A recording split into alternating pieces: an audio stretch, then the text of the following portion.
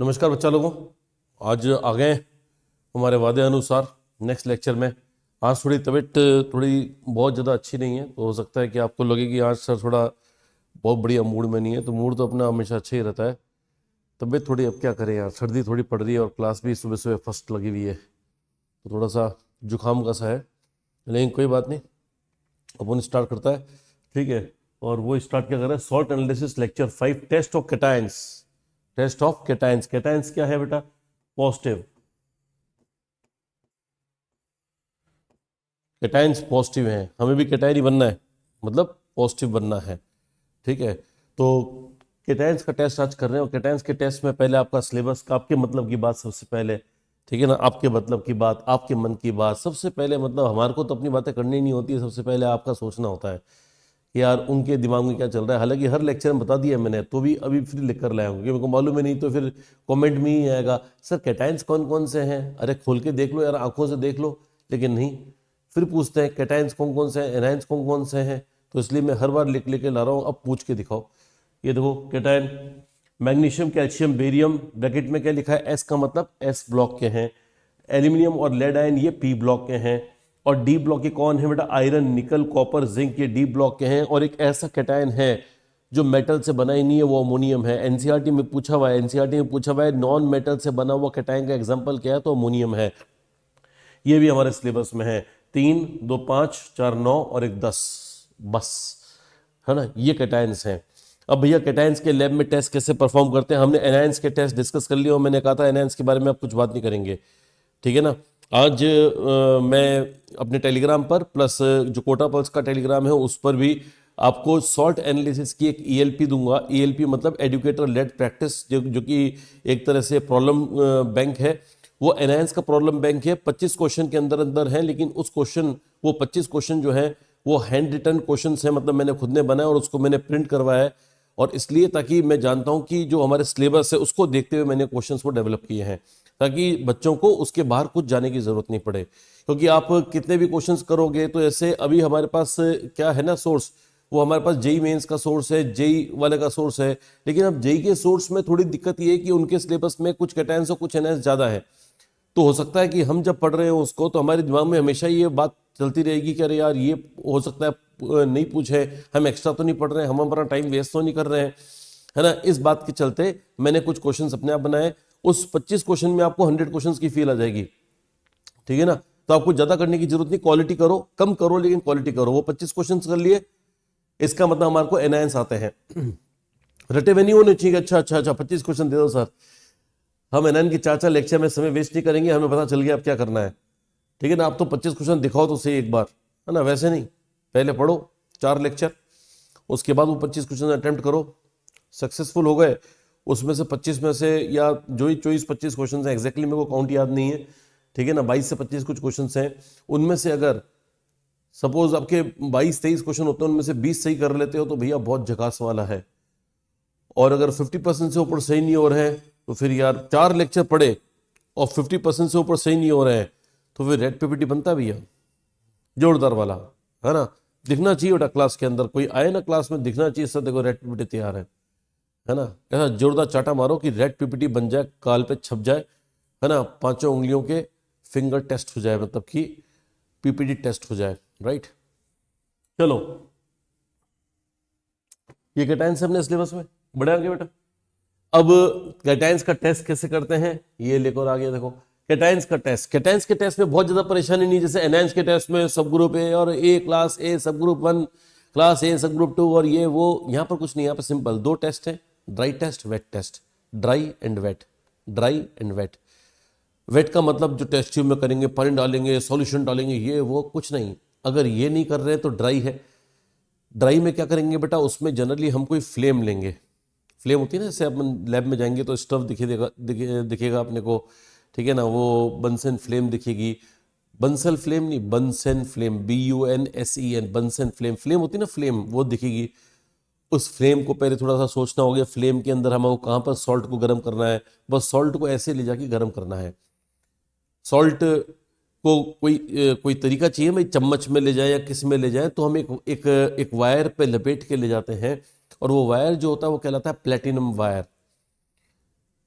Costly होता है, coating होती है प्लेटिनम की, पूरा प्लेटिनम का नहीं होता, लेकिन लोग जेब में भर भर के भाग जाए कि चलो ठीक है ये लैब अच्छी है ना, आई लाइक लैब, ठीक है, तो वो नहीं होता है। तो लैब में वो प्लेटिनम कोटिंग का वायर होता है, हाँ, और प्लेटिनम की कोटिंग इसलिए रहती है क्योंकि प्लेटिनम जो रिएक्टिव नहीं होता है तो सॉल्ट की रिएक्शन सॉल्ट के साथ खुद रिएक्ट नहीं कर लेगा।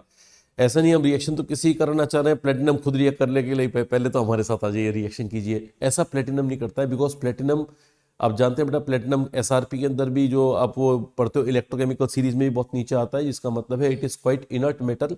तो इसलिए प्लेटिनम हम लेते हैं ड्राई टेस्ट करवाने के लिए। तो हम सबसे पहले बात करेंगे ड्राई टेस्ट की। ड्राई टेस्ट कौन कौन से हो सकते हैं? तो पहला एग्जांपल है फ्लेम टेस्ट।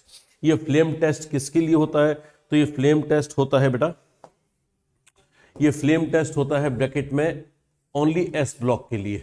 किसके लिए? एस ब्लॉक के लिए। कुछ कारणों से एस ब्लॉक के दो एलिमेंट, ध्यान देना बेटा, जो एक एक लाइन ध्यान रखना और लिखते रहना, साथ में लिखते रहना, है ना। जैसे ही आपको थोड़ा सा ध्यान इधर से उधर हुआ, उधर से कुछ शब्द मैंने बोला और वही शब्द अगर एग्जाम में आ गया, मैं कुछ कह नहीं सकता हूं। फ्लेम टेस्ट देते हैं एस ब्लॉक के, लेकिन दो अपवाद हैं, दो एक्सेप्शंस हैं, बेरिलियम और मैग्नीशियम कुछ कारणों से फ्लेम टेस्ट नहीं देते हैं। कारण का विस्तार बाद में हो जाएगा, अभी ज्यादा सवाल जवाब नहीं करने, अभी जो पढ़ा रहे हैं वो लिखते रहना है और समझते रहना है। जो समझ में नहीं आए तो विश्वास रखना है कि थोड़ी देर बाद आएगा, लेकिन आएगा जरूर, राइट, ठीक है। तो फ्लेम टेस्ट एस ब्लॉक का देंगे, कौन फ्लेम टेस्ट एस ब्लॉक वाले एलिमेंट्स देंगे, कौन कौन नहीं देंगे? तो बेरिलियम मैग्नीशियम नहीं देंगे। क्यों नहीं देंगे? बाद में डिस्कस हो जाएगा। बोरेक्स बीड टेस्ट, एक बीड बनाई जाती है सॉल्ट को जब गर्म करते हैं ना, ये प्लेटिनम वायर लिया, इस पे सॉल्ट लपेट दिया, सॉल्ट को बहुत गर्म किया तो फूल के बीड बना लेता है, मोती ऐसा कांच जैसी चीज बना लेता है, कांच जैसी चीज बना लेता है। उस कांच जैसी चीज पर क्या स्टडी करेंगे? वो जो जब कांच जैसी चीज बनती है तो उसको बोलते हैं बीड। कांच जैसी चीज को बीड कहते हैं। हिंदी में बीड का शुद्ध मीनिंग होता है मन का, मेरे मन का, तेरे मन का नहीं, मन का मतलब मोती। कांच जैसी चीज को मन का कहते हैं, उसको अंग्रेजी में बीड कहते हैं। वो बीड अगर इस सॉल्ट से मिली है, बोरेक्स से मिली है, तो बोरेक्स बीड टेस्ट कहते हैं। और अगर वो बीड फॉस्फेट सॉल्ट से मिली है तो उसको फॉस्फेट बीड टेस्ट कहते हैं, जिसका एक और नाम है माइक्रोकॉस्मिक बीड टेस्ट। तो माइक्रोकॉस्मिक बीड टेस्ट कहें या फॉस्फेट बीड टेस्ट कहें, वो बात एक ही है। एक और बीड टेस्ट होता है सोडियम कार्बोनेट बीड टेस्ट, लेकिन वो सिलेबस में नहीं है। और चारकोल कैविटी टेस्ट, इस पर भी सवाल बनने के चांसेस बहुत कम हैं। जो मेन क्वेश्चंस बन सकते हैं बेटा वो इन दो में से बन सकते हैं, या तो फ्लेम टेस्ट या बोरेक्स बीड टेस्ट। और क्योंकि एस ब्लॉक अब हमारे सिलेबस में नहीं है, तो एस ब्लॉक सिलेबस में नहीं होने के कारण मेरे को तो अब लगता है फ्लेम टेस्ट भी उतना इंपॉर्टेंट नहीं रहा। लेकिन चूंकि मैंने अभी आपको जो एग्जांपल्स दिए थे, सॉरी क्या लिखा था यहाँ पे, बेरिलियम मैग्नीशियम में तो होना चाहिए, ठीक है, हाँ। तो मैंने जो यहाँ पर एग्जांपल्स दिए थे, एग्जाम्पल में मैग्नीशियम, कैल्शियम, बेरियम था, इसका मतलब एस ब्लॉक के एग्जाम्पल्स हैं। तो एस ब्लॉक के हमें कुछ के जो एग्जाम्पल्स हैं, जो नीट यूजी में सिलेबस है, कम से कम वो तो फ्लेम टेस्ट याद करोगे ना बेटा। ऐसा नहीं कि हाँ सर एस ब्लॉक का फ्लेम टेस्ट नहीं करेंगे, सर आपने बताया मजा आ गया, एस ब्लॉक नहीं करेंगे, नहीं। हमें सिलेबस में लिखा हुआ है, नीट का जो सिलेबस है मैं रोज देखते रहता हूँ और उसके हिसाब से लाता हूँ आपके लिए। तो मैग्नीशियम, कैल्शियम, बेरियम हमारे सिलेबस में है, आराम से सवाल जवाब पूछे जा सकते हैं। तो borax bead test, phosphate bead test, ये दोनों बीट टेस्ट करने हैं। और इसके अलावा चारकोल कैविटी टेस्ट का भी मैं आपको आइडिया दूंगा कि उसको किस प्रकार से परफॉर्म किया जाता है, राइट। तो मेरे ख्याल से टेस्ट ऑफ कैटायंस के बारे में समरी कर दें एक बार। कैटायंस के टेस्ट दो तरह के होंगे, ड्राई टेस्ट होंगे, वेट टेस्ट होंगे। अगर मैं टेस्ट ट्यूब के अंदर पानी डाल के और एसिड डाल के या कुछ भी सॉल्यूशन डाल के टेस्ट कर रहा हूं तो वेट टेस्ट होता है। अगर मैंने वेट टेस्ट ट्यूब वगैरह नहीं लिया, मैंने सिर्फ गया और स्टोव पे प्लेटिनम वायर पे लपेटा उसको सॉल्ट को और मैं गर्म करने लगा फ्लेम में, तो वो जो होंगे वो क्या कहलाएंगे बेटा? वो कहलाएंगे अपने ड्राई टेस्ट। ये ड्राई टेस्ट अलग अलग तरह के होते हैं। फ्लेम टेस्ट नाम दिया है, फ्लेम तो मैं सभी में यूज करूंगा, ध्यान देना, फ्लेम में सभी में यूज करूंगा, लेकिन फ्लेम टेस्ट नाम दे रखा है एस ब्लॉक के टेस्ट को। रिपीट कर रहा हूं, मैं फ्लेम सभी में यूज करूंगा, सभी टेस्ट में फ्लेम यूज होगी। तो कई लोगों को लगता है कि अच्छा यहां फ्लेम यूज करेंगे, यहां पर कुछ और यूज करेंगे, यहां पर कुछ धुआं यूज करेंगे या कुछ और यूज करेंगे, अरे सब जगह फ्लेम यूज होगा। लेकिन ये वाले का नामकरण ही फ्लेम टेस्ट कर दिया है। तो आगे से कोई पूछे कि फ्लेम टेस्ट क्या है, तो एक प्रकार का ड्राई टेस्ट है। किसके लिए करा जाता है? तो एस ब्लॉक के लिए करा जाता है। क्या सारे एस ब्लॉक के लिए करा जाता है? नो, दो एक्सेप्शन है, बेरिलियम और मैग्नीशियम। एक्सेप्शन क्यों है तो बोल देना, थोड़ी देर बाद पता चलेगा। जैसे मैं बोल रहा हूं थोड़ी देर बाद पता चलेगा, आप भी जो पूछे उसको बोलते थोड़ी देर बाद पता चलेगा। Borax bead test, phosphate bead test, charcoal cavity test, 3-4 बार बोल लो इनको, ठीक है ना। फ्लेम टेस्ट साथ बोलते रहो, flame test, borax bead test, phosphate bead test और चारकोल कैविटी टेस्ट, राइट। चारों याद कर लिए बेटा। अब धीरे धीरे करते हैं कि फ्लेम टेस्ट किसके लिए होता है, तो जवाब है एस ब्लॉक के लिए होता है। ये जो बीट टेस्ट हैं ये किसके लिए होते हैं? ये डी ब्लॉक के लिए होते हैं, ठीक है ना, डी ब्लॉक के लिए होते हैं। जबकि ये जो चारकोल कैविटी टेस्ट है ये किसी के लिए भी कराया जा सकता है, एस, पी और डी किसी के लिए भी कराया जा सकता है। हो गया बेटा। Flame test only for S block, only for S block, ये दोनों डी ब्लॉक के लिए करा सकते हैं। और चारकोल कैविटी टेस्ट एसपीडी किसी के लिए भी करा सकते हैं। मेरे ख्याल से समस्या क्लियर हो गई, यहां तक हो गया बेटा। तो 4 प्रकार के बीट टेस्ट, 4 प्रकार के टेस्ट बेटा, ये चारों फ्लेम से करवाते हैं। लेकिन एस ब्लॉक का फ्लेम से कराए जाने वाले टेस्ट का नाम है फ्लेम टेस्ट, राइट। सेकंड है अपने क्या बोलते हैं, बोरेक्स बीट टेस्ट, फिर माइक्रोकॉस्मिक बीट टेस्ट, और लास्ट में आते आते अपना charcoal cavity bead, charcoal cavity test हो जाएगा। चारकोल कैविटी टेस्ट ये बीट टेस्ट नहीं कहलाता, ये चारकोल कैविटी टेस्ट कहलाता है ना। तो देखते हैं इसके बारे में क्या क्या इंफॉर्मेशन है। सबसे पहले तो बेटा मैंने कहा सभी के लिए हम फ्लेम यूज करेंगे। क्या यूज करेंगे बेटा? फ्लेम। हम लैब में गए और लैब में एक वो फ्लेम वाला जो बर्नर ग्लो कर रहा होगा, हमको वो टेस्ट उसमें करने हैं। प्लस प्लेटिनम वायर यूज करना होता है, प्लेटिनम वायर यूज करेंगे। प्लेटिनम वायर पर हमने एक लूप बनाया, ऐसा प्लेटिनम वायर होता है, इसको मोड़ के लूप बना लेते हैं। कुछ लोग लूप नहीं बनाते, डायरेक्टली करते हैं। कुल मिलाकर ये लूप पर हमें सॉल्ट को लपेटना होता है, क्रिस्टल को रखना होता है और गर्म करना होता है। अब गर्म कहां करें, फ्लेम में गर्म कहां करेंगे वो हमें सोचना है। बड़ा फ्लेम में क्या होता है, जैसे ये फ्लेम है, ये फ्लेम है, ये फ्लेम के अंदर आप देखते होंगे बेटा कि एक अंदर एक लो जल रही होती है और एक बाहर की तरफ एक लो जल रही होती है। जो बाहर की तरफ लो जल रही होती है ना, उसमें ऑक्सीजन काफी अच्छी मात्रा में रहता है और ऑक्सीजन की संपर्क में रहती है, ऑक्सीजन के संपर्क में रहती है तो उसको ऑक्सीडाइजिंग फ्लेम कहते हैं। क्या बोलते हैं बेटा? Oxidising flame. फ्लेम के बाहरी हिस्से का नाम ऑक्सीडाइजिंग फ्लेम। ये देखो ये अंदरूनी हिस्सा है, ये अंदरूनी हिस्सा है। ये जो बाहरी हिस्सा है ना बेटा वो ये है, ये देखो ये यूं यूं यूं यूं, देखो अपनी कॉपी में मार्क कर देना ऐसे। देखो ये वाला बनाना हो, ये यूं यूं यूं और यूं यूं, ये पूरा बाहरी हिस्सा है और ये अंदर का हिस्सा है, ठीक है ना। जो अंदर का हिस्सा है, जो बाहर का हिस्सा है, बाहर के हिस्से का नाम होता है मेंटल। दिमाग से मेंटल नहीं बेटा, MENTLE, मेंटल। बाहर के हिस्से का नाम होता है मेंटल, बाहर के हिस्से का नाम मेंटल। ये जो हिस्सा मैंने बाहर का हिस्सा बताया इसको बोलते हैं मेंटल। बाहर के हिस्से का नाम क्या है? मेंटल है, राइट।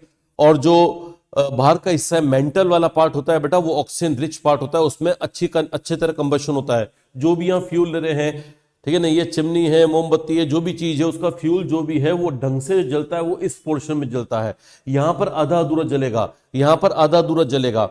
इनकम्प्लीट कंबशन जोन कहलाता है बेटा, ये कहलाता है इनकम्प्लीट कंबशन जोन। अंदर वाला जोन इनकम्प्लीट कंबशन जोन, बाहर वाले जोन का नाम मेंटल और मेंटल का नाम कंप्लीट कंबशन जोन, ठीक है ना। कंप्लीट जलेगा, ठीक है ना। जो मेंटल होगा वो कंप्लीटली जलेगा, वो बचेगा नहीं, मेंटल नहीं बचेगा, मेंटल कंप्लीटली जलेगा, राइट। तो ये मेंटल MENTLE है मैडम, MENTAL वो वाला नहीं। याद करने का कोई तरीका बनाओ तो बना लो, लेकिन हकीकत क्या है वो मैंने बता दिया है कि अंदर का जो जोन है बेटा उसमें ऑक्सीजन की कमी है, तो इसलिए ये वाला जोन जो है वो ऑक्सीजन रिच नहीं है, उसमें तो वेपर्स ऑफ फ्यूल है। ये जो गैस जल रही बेटा उस गैस की, उसकी गैस की वेपर होती है इसमें, और हर वेपर में कार्बन होता है, तो ये कार्बन रिच पार्ट है बेटा। इसमें कार्बन खूब सारा है, इसमें कार्बन खूब सारा है क्योंकि इसमें फ्यूल के पार्टिकल्स हैं, फ्यूल के पार्टिकल्स यहाँ पे तैर रहे हैं। जब फ्यूल के पार्टिकल तैर रहे हैं तो मतलब कार्बन तैर रहे हैं, तो इस हवा में कार्बन है। तो ध्यान रखना बेटा, अंदर की जो लो होती है, अंदर की जो फ्लेम का पार्ट होता है उसमें वो कार्बन रिच होता है, और कार्बन होता है रिड्यूसिंग एजेंट। कार्बन रिड्यूसिंग, क्योंकि कार्बन क्या होता है, कार्बन खुद ऑक्सीडाइज होता है, जानते हो ना, CO2 बनता है, तो जो खुद ऑक्सीडाइज होगा वो अगले को क्या करेगा बेटा? रिड्यूस। तो कार्बन रिड्यूसिंग एजेंट है। लिख लेना, लिख लेना, ध्यान रखना, याद नहीं रहेगा फिर। कार्बन रिड्यूसिंग एजेंट, अंदर की जो लो है, अंदर का जो flame, inner part of flame is rich in carbon and that's why it is called reducing flame. Hello, अंदर की फ्लेम रिड्यूसिंग फ्लेम, बाहर की फ्लेम ऑक्सीडाइजिंग फ्लेम, अंदर की रिड्यूसिंग, बाहर की ऑक्सीडाइजिंग, राइट। अब ऑक्सीडाइजिंग में भी दो टुकड़े हो गए, ऊपर वाली है जो ऑक्सीडाइजिंग में ऊपर वाला जो हिस्सा है वो अपर ऑक्सीडाइजिंग, और जो लोअर वाला हिस्सा है देखो एक ही रंग से लिखा है मैंने, ऑक्सीडाइजिंग दोनों को एक ही रंग से लिखा है, ध्यान दे दो, अपर ऑक्सीडाइजिंग लोअर ऑक्सीडाइजिंग, ठीक है ना। ये भी क्योंकि बाहर का हिस्सा है तो ऑक्सीडाइजिंग होगी, ये भी बाहर का हिस्सा है तो ऑक्सीडाइजिंग होगी। तो मेंटल का नीचे वाला पार्ट जो है लोअर ऑक्सीडाइजिंग पार्ट कहलाता है, मेंटल का ऊपर वाला पार्ट कहलाता है अपर ऑक्सीडाइजिंग पार्ट। सबसे कम टेम्परेचर जो होता है वो इस पार्ट में होता है, लो टेम्परेचर वाले पार्ट में। लो टेम्परेचर जहां पर बत्ती खत्म हुई है और लो स्टार्ट हुई है, जहां अंदर और बाहर वाली लो एक साथ स्टार्ट हुई है, उस निचले हिस्से, जैसे आप मोमबत्ती में कभी जहां पर वो बत्ती होती ना उसके पास में कभी हाथ ले जाओ तो ज्यादा कुछ गर्म नहीं लगेगा आपको, ठंडा ऐसा ही लगेगा, क्योंकि वहां पर लो स्टार्ट हुई है, ठीक है ना। वहां पर जो गैसेस का बर्निंग ज्यादा नहीं हो रहा है, बहुत ज्यादा एक्सोथर्मिसिटी नहीं है, इसलिए टेम्परेचर वहां का लो है। तो ये लोएस्ट टेम्परेचर जोन होता है। कब यूज होता है बताऊंगा, अभी फिलहाल ये ध्यान रखना है, ये लो टेम्परेचर जहां पर बत्ती स्टार्ट होती है वहीं पर लो टेम्परेचर जोन होता है, राइट। इसलिए अपन उसको जलती हुई मोमबत्ती में बत्ती को कभी सीधी करनी होती कर लेते हैं, क्योंकि लोगों को कहीं ना कहीं एक्सपीरियंस है, बाबू यार जलते नहीं है इससे, यार कुछ भी करो, ठीक है ना। वो इसलिए नहीं जलते हैं क्योंकि लो टेम्परेचर जोन होता है। कभी यहां पर हाथ लगा के देखना, मजा आएगा आपको। कभी एकदम लो के बीचों बीच नहीं, जैसे लो, ये लो है मतलब फ्लेम है, ये फ्लेम की हाइट है। इस फ्लेम की हाइट में अगर मैं ये बोलूं कि 1/3 पे ले जाए, ये पूरी हाइट एच है, ये एच है, h/3 पे ले जाए तो h/3 पे मान लो आप पहले फ्लेम की ना लेंथ को गिनना, स्केल से काउंट करना। हाँ भाई ये 3 सेंटीमीटर की फ्लेम है, फिर आपने इसका 1/3 लिया, 1/3 कितना होता है तो 1 होता है, तो आपने 1 पे गए, एकदम स्केल से 1 नापने और वहां पर हाथ लिया ना, मजा आएगा, सॉलिड वीडियो। इसको बोलते हैं बेटा ये हॉटेस्ट पार्ट है, ये हॉटेस्ट पार्ट, और यहां पे फ्यूजन का काम करते हैं। जो जिसको जलाना होता है, भयंकर पिघलाना होता है, उसको इस पार्ट में ले जाते हैं बेटा। ये कहां होता है बेटा, ये इनर मेंटल की शुरुआत है, ये इनर मेंटल की शुरुआत है, ये आउटर मेंटल है। इनर मेंटल आउटर मेंटल के एकदम बीचों बीच होता है, एकदम बीचों बीच। और हाइट क्या होती है 1/3। अगर ये h है तो ये h/3, ये h/3 है। अगर ये पूरी फ्लेम जो है, अगर पूरी फ्लेम की हाइट h है तो यहां से जो h/3 हाइट पर जो भी पार्ट होगा, ये वाला पार्ट, ये हॉटेस्ट पार्ट होगा। इतनी h/3 और इसकी जरूरत नहीं, मैं तो बता रहा हूं क्योंकि अपने को अंदाजा होना चाहिए कि कहां से कहां पर रखें हाथ तो मजा आएगा। तो हाथ कहां पे रखोगे, h/3 पे रखोगे तो मजा आएगा। हॉटेस्ट पार्ट वही होता है, और वहां पर वो रिएक्शंस करवाई जाती है जिनमें की टेम्परेचर ज्यादा चाहिए होता है, पिघलाना होता है। फ्यूजन जोन कहते हैं बेटा इसको, क्या कहते हैं, फ्यूजन जोन। तो देखो बेटा ये हॉटेस्ट है, इसको फ्यूजन जोन कहते हैं। ये वाला पार्ट कौन सा है, रिडक्शन जोन है। रिडक्शन जोन में अपर रिड्यूसिंग फ्लेम ये है, अपर रिड्यूसिंग, क्योंकि रिड्यूसिंग में अपर ये है और लोअर ये वाली पार्ट है, ठीक है ना। अपर ऊपर वाली और लोअर नीचे वाली, upper reducing lower reducing, upper oxidising lower oxidising, hottest part lowest temperature part. हो गया खत्म। 2-3 बार फ्लेम को अच्छे से पढ़ लेना, क्योंकि फ्लेम में अगर कॉन्फिडेंस आएगा ना तो बाद में समझने में परेशानी नहीं होगी। जैसे सपोज मैं कह रहा हूं कि प्लेटिनम वायर पे आपने एक सॉल्ट लिया, जाओ उसको ऑक्सीडाइजिंग फ्लेम में हीट करो, तो ऑक्सीडाइजिंग फ्लेम में हीट करो, समझ में आना चाहिए मैं मेंटल में हीट करना है उसको। फिर सॉल्ट का देख लो कि सॉल्ट क्या बहुत ज्यादा टेम्परेचर मांग रहा है हमसे, अगर बहुत टेम्परेचर मांग रहे हैं तो हॉटेस्ट जोन में ले जाओ, नहीं तो हॉट कोल्ड ऊपर नीचे वाले जो हिस्से होते हैं ना उसके रिलेटिवली कोल्डर होते हैं। अरे ठीक है भाई, तो ये है अपना फ्लेम, ठीक है ना, एकदम साधारण सिंपल सी फ्लेम है, ठीक है। क्या बोलते हैं इसको, बंसन बर्नर बोलते हैं। मैं 2 सवाल आपके लिए लाया हूं और वो ये है कि भैया किसी वोलेटाइल चीज को गर्म करना है, वोलेटाइल चीज को गर्म करना है, गर्म करके देखना है इसका रंग चेंज कैसा हो रहा है। वोलेटाइल मतलब उड़ने वाली, तो बताओ जो खुद ही वोलेटाइल है उसको टेम्परेचर ज्यादा देना है या कम देना है, तो आंसर है कम। अरे जो खुद वोलेटाइल है बेटा उसको टेम्परेचर कम दोगे तभी तुरंत तैयार हो जाएगा ना उड़ने के लिए। तो सवाल ध्यान रखना कि सर ने बोला है वोलेटाइल सब्सटेंस को टेस्ट करते समय कहां हीट करेंगे, वोलेटाइल सब्सटेंस को टेस्ट करते समय फ्लेम के किस पार्ट में हीट करेंगे, तो जवाब है इस वाले पार्ट में हीट करेंगे। तो इसका आंसर ये है, सवाल लिख लेना, वोलेटाइल सब्सटेंस का टेस्ट करते समय कौन सी जगह पर हीट करते हैं, वोलेटाइल सब्सटेंस का टेस्ट करते समय कौन सी जगह पर हीट करते हैं, तो जवाब लिख लेना लो टेम्परेचर जोन में, क्योंकि इनको हाई टेम्परेचर की जरूरत नहीं है। ओके, फिर आ गया फ्यूजन, यानी पिघलाने की अभिक्रिया। कोई अभिक्रिया में पिघलाना है, पीछे पड़ जाना है किसी को, हाँ सही, इसको छोड़ेंगे नहीं, पिघला के रहेंगे बाबू। अगर ऐसा सोच रहे हो तो फिर आपके लिए सही है हॉटेस्ट पार्ट, यानी ये वाला पार्ट 1/3 वाला पार्ट, नीचे से 1/3 वाला पार्ट, h/3 वाला पार्ट, वो वहां पर आप गर्म करो, पिघल जाएगा वो। राइट, बड़े आगे बेटा, मजा आया फ्लेम के अंदर, ठीक है। और आप इतने कंजूसी मत करा करो यार, हैं। हम लोग देखते रहते हैं कि क्या कमेंट्स आए हैं, क्या आपका क्या रिएक्शन है सॉल्ट एनालिसिस को लेकर, क्या कुछ नया समझ पा रहे हो, क्या कुछ सीख पा रहे हो। अगर दिल से सीख रहे हो तो दिल से लिख दिया करो यार, कहने की नौबत नहीं आनी चाहिए। जवाब दे दूंगा मैं, अगर कोई क्वेश्चन होगा तो मैं जितने भी क्वेश्चन अभी तक पूछे होंगे मैंने कोशिश की है जवाब सबका दूं। अब कोई फालतू के क्वेश्चन पूछ रहा है कि सर कितने लेक्चर हो गए, अब कितने होंगे, कैटाइंस क्या होते हैं, एनाइंस क्या होते हैं, ये फालतू के क्वेश्चंस नहीं। जो जिसने क्वेश्चन देखा है, जो गंभीरता समझता है उस चीज की, हाँ वो जो क्वेश्चन पूछेगा, कुछ ने कोई ढंग का सवाल पूछा है तो जवाब ढंग का मिला है, और एक दो ने क्वेश्चन बहुत अच्छे पूछे हैं तो मजा आया मुझको भी कि हाँ भैया पढ़ रहा है अपना बच्चा, ठीक है। फ्लेम टेस्ट, फ्लेम टेस्ट कौन से ब्लॉक के लिए करते हैं बेटा, एस ब्लॉक के लिए करते हैं। फ्लेम टेस्ट कौन से ब्लॉक के लिए करते हैं, एस ब्लॉक के लिए, बोलते रहना। फ्लेम टेस्ट कौन से ब्लॉक के लिए करते हैं, एस ब्लॉक के लिए करते हैं, ठीक है ना। फ्लेम से टेस्ट किसके लिए करते हैं, तो फ्लेम का टेस्ट सारी है, माइक्रोकॉस्मिक बीट टेस्ट है, या फिर बोरेक्स बीट टेस्ट है, या फिर वो चारकोल कैविटी वाला टेस्ट था, उसमें भी फ्लेम काम आती है। तो फ्लेम तो सब में काम आती है, लेकिन फ्लेम टेस्ट नाम दिया था एस ब्लॉक को, ठीक है ना। एस ब्लॉक के फ्लेम टेस्ट का क्या तरीका है, तो हमने मान लीजिए कोई सॉल्ट लिया, सपोज सॉल्ट था KCl, सॉल्ट लिया हमने, इस सॉल्ट को वायर पे लगाया, वायर पे लगा के वायर पे सॉल्ट को लगाया, और सॉल्ट को वायर पे लगा के और ले गए भी फ्लेम में हीट किया, से फ्लेम में गर्म किया, तो अब क्या होगा, अंदर ही अंदर रिएक्शन होगी। रिएक्शन क्या होगी कि जो KCl है वो अपने आयंस में टूटेगा। जब इसको फ्लेम में ले जाओगे, ये सभी चीजें फ्लेम में हो रही है, ध्यान रखना, हवा में नहीं हो रही है, फ्लेम में हो रही है ये रिएक्शन, राइट। फ्लेम में आप ले गए इसको, तो ये टूटा K++Cl- इसके अंदर, है ना। पहले थोड़ा बहुत उड़ा, क्योंकि फ्लेम में एनर्जी अच्छी खासी होगी तो थोड़ा उड़ेगा, उड़ के और क्या बनाएगा, आयंस बनाएगा। अब ये आयंस बनाएगा तो बेटा अंदर इलेक्ट्रॉन्स की बौछार होती है, जो फ्लेम होती है ना वो इलेक्ट्रॉन रिच है, क्योंकि उसमें रिड्यूसिंग पार्टिकल्स भी है, कार्बन भी है, तो कार्बन तो इलेक्ट्रॉन फेंकता रहेगा, ले कैच कर, कैच, यस। तो इसका मतलब ये कि ये इलेक्ट्रॉन कैच करेगा, K+ इलेक्ट्रॉन कैच करेगा बेटा, और क्या बनाएगा, तो जवाब है K बनाएगा, राइट। अब जो ही मेटल बना, सुनना से, अब जो मेटल बना उस मेटल में इलेक्ट्रॉन क्या करेंगे, ऊपर नीचे ट्रांजिशंस करेंगे, क्योंकि आप जानते हो मेटल्स, एस ब्लॉक के मेटल्स की IP क्या होती है बेटा, लो होती है।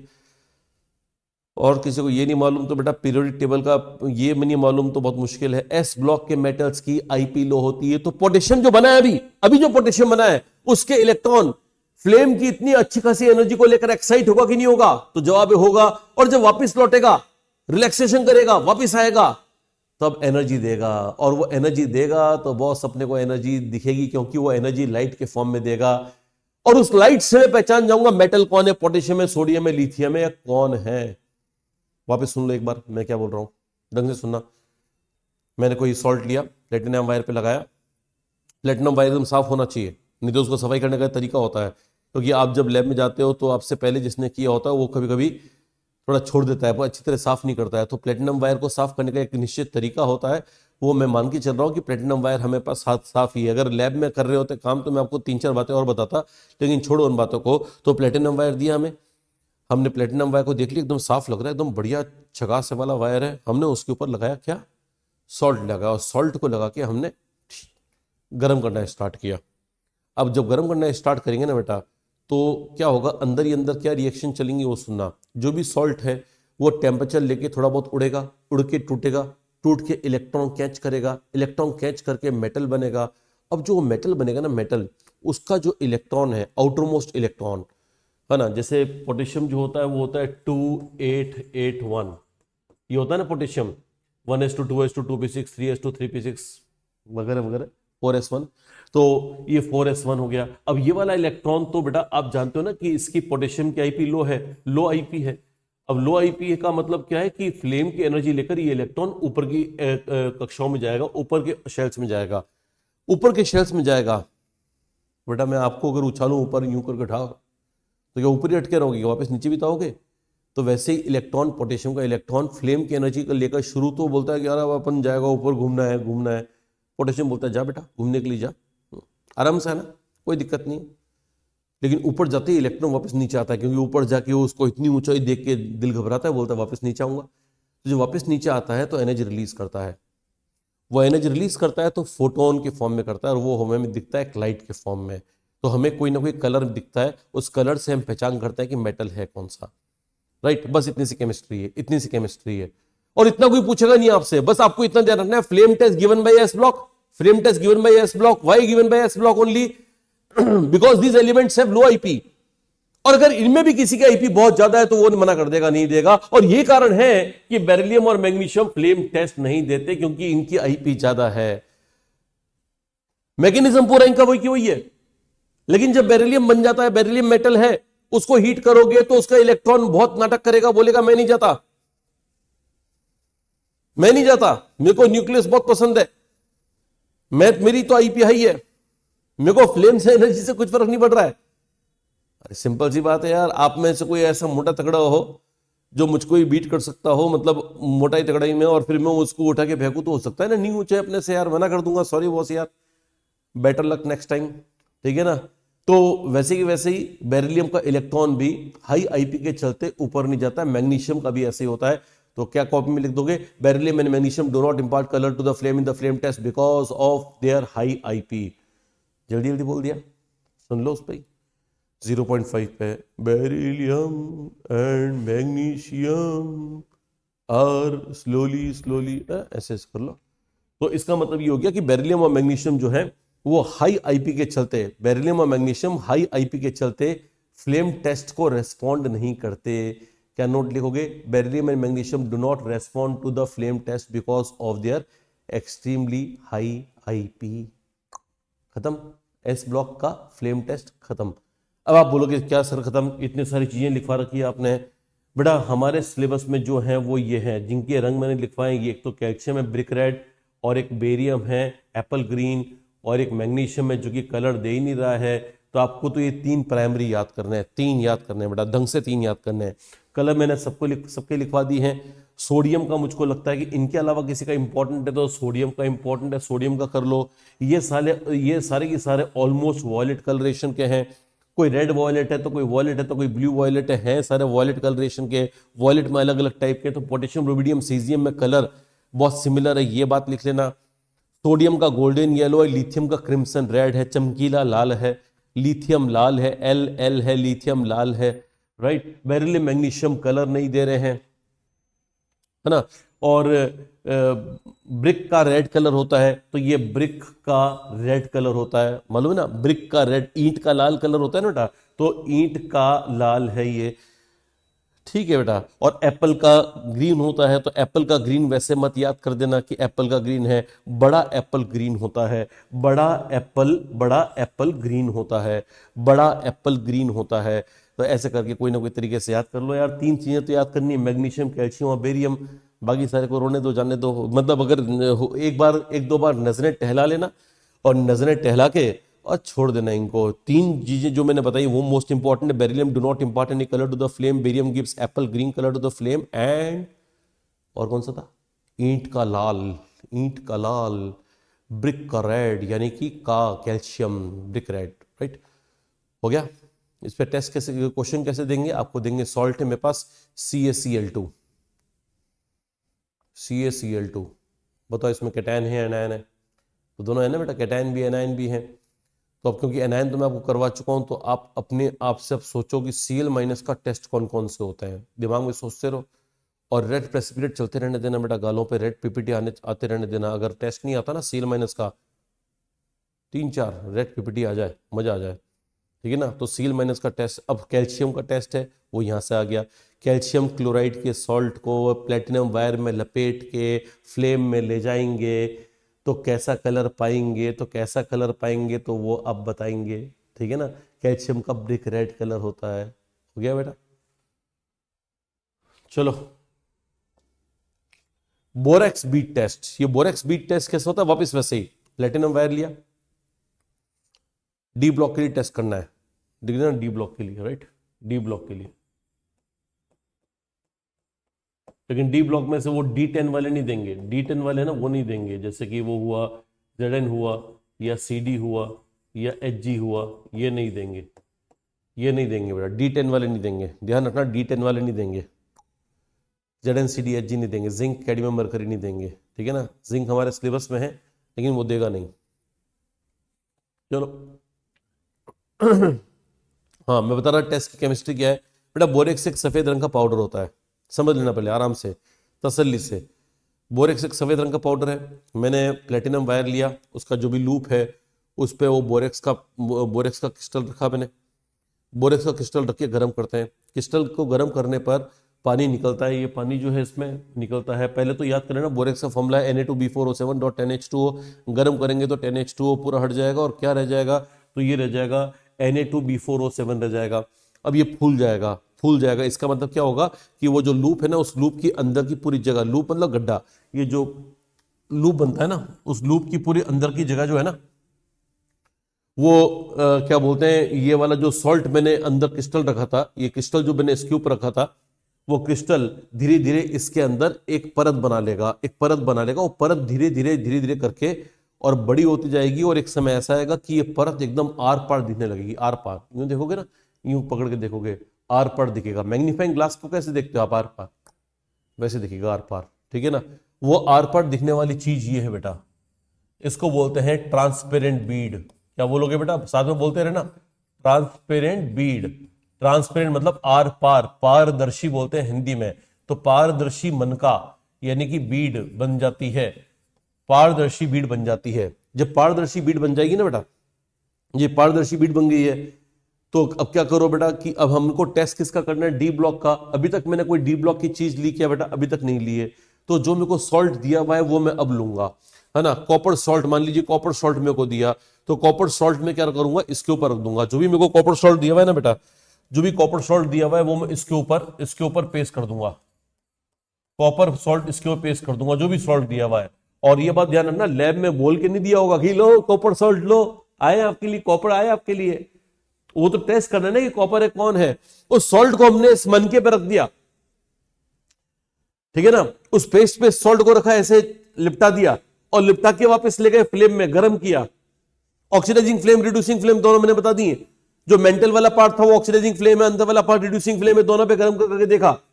तो साइंटिस्ट लोग ये पहले कर चुके हैं और सबकी टेबल बना चुके हैं कि भैया कोई ये वाला मेटल है तो ये कलर आएगा, ये वाला मेटल है तो ये कलर आएगा, ठीक है बेटा। सॉल्ट को तो क्या बोलते हैं, आप उसको इस वाली चीज को जब फ्लेम में ले जाके गर्म करोगे तो अलग अलग फ्लेम में अलग अलग कलर आएंगे। ऑक्सीडाइजिंग में अलग, रिड्यूसिंग में अलग, हॉट में अलग, कोल्ड में अलग।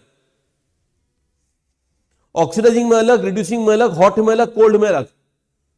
और मैं आपको सलाह दे रहा हूं बेटा, कभी भी हॉट वाले पार्ट को याद करने की जरूरत नहीं, मैं आपके लिए सारे पार्ट लेकर आया हूं। बस आप दिमाग में एक ही रखो कि हमें ऑक्सीडाइजिंग का कलर याद होना चाहिए, रिड्यूसिंग का कलर याद होना चाहिए। हॉट कोल्ड में कुछ मत करो। हॉट कोल्ड में जो सवाल आज तक पूछा गया है और कभी भी पूछा जाएगा वो कोल्ड का ही पूछा जाएगा। और मैं पहली बात तो ये बोल रहा हूं, मैं 100% गारंटी ले रहा हूं कि हॉट कोल्ड बोलेंगे नहीं आपको। और सुन लो,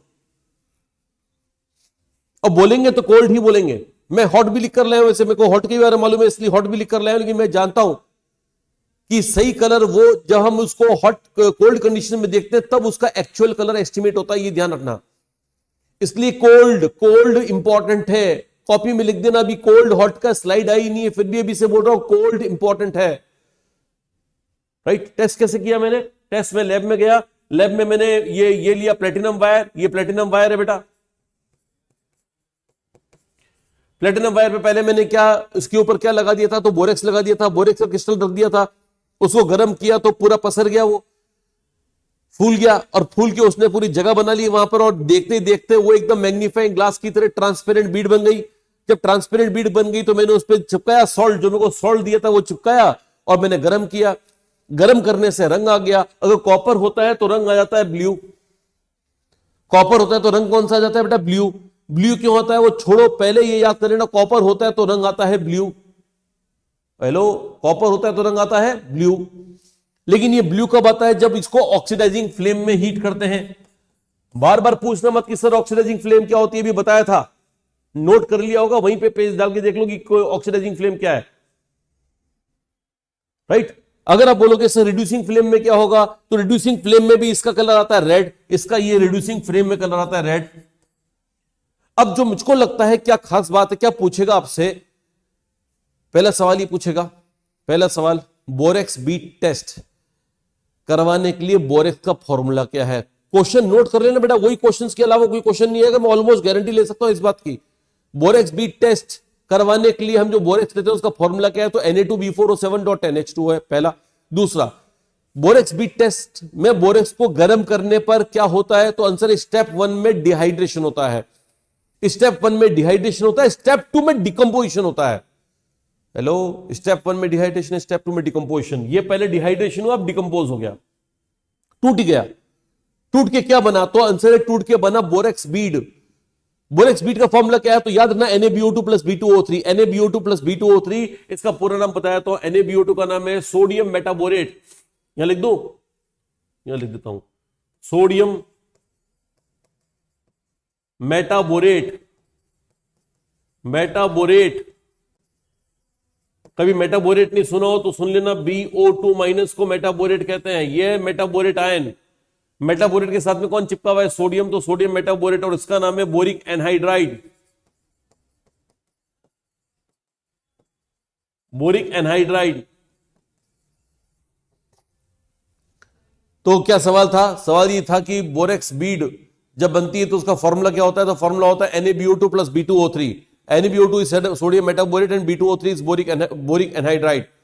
इन दोनों के मिक्सचर को NaBO2 प्लस B2O3 के मिक्सचर को बोरेक्स बीड कहते हैं। जो मन का होता है, आर पार दिखता है, जो आर पार मोती जैसा दिखता है, जो मैग्नीफाइंग ग्लास में जो कांच जैसा दिखता है, आर पार दिखता है, उसका फॉर्मूला है NaBO2 प्लस B2O3। ये बहुत बढ़िया सवाल, बहुत इंपॉर्टेंट सवाल है, राइट। फिर आपसे पूछेंगे नेक्स्ट क्वेश्चन कि बोरेक्स बीड क्या काम आती है, तो जवाब है बोरेक्स बीड डी ब्लॉक का टेस्ट करने का काम आती है। लिखते रहना, borax bead D block cations का टेस्ट के काम आती है। लिख दिया बेटा, डी ब्लॉक कैटाइंस के टेस्ट के काम आती है। चलो ठीक है, डी ब्लॉक के टेस्ट के काम आएगी। क्या करेंगे, क्या करेंगे, तो ऐसा कुछ करेंगे कि डी ब्लॉक का जो गिवन सॉल्ट है उसको हम इसके ऊपर रखे, बोरेक्स बीड के ऊपर रखे, चिपका के, और फिर गर्म करेंगे। डी ब्लॉक के गिवन सॉल्ट को, जो सॉल्ट गिवन है, अननोन सॉल्ट है, अननोन सॉल्ट, अननोन सॉल्ट को देकर, अननोन सॉल्ट को हम बोरेक्स बीड पर रख के, और उस पे वो जो मोती ऐसा ही है, जो ट्रांसपेरेंट जो चीज है ना, जो मैं ये बता रहा ट्रांसपेरेंट चीज, इस पे डी ब्लॉक को जो मैं गिवन चीज है वो रख के गर्म करेंगे। जैसे गर्म करेंगे ना बेटा, तो रंग आएगा, रंग से पहचान जाएंगे डी ब्लॉक कौन सा है। बस इतना सा प्रैक्टिकल तो इतना सा है। अब क्वेश्चन और भी बनेगा। क्वेश्चन ये बनेगा कि भैया कि हमने जब डी ब्लॉक का जो गिवन सॉल्ट था उसको जब बीड के साथ में गर्म किया तो क्या बना, तो बेटा ये बना डी ब्लॉक का कंपाउंड बना। ये डी ब्लॉक जो गिवन सॉल्ट में डी ब्लॉक होगा वो डी ब्लॉक का कंपाउंड बनेगा।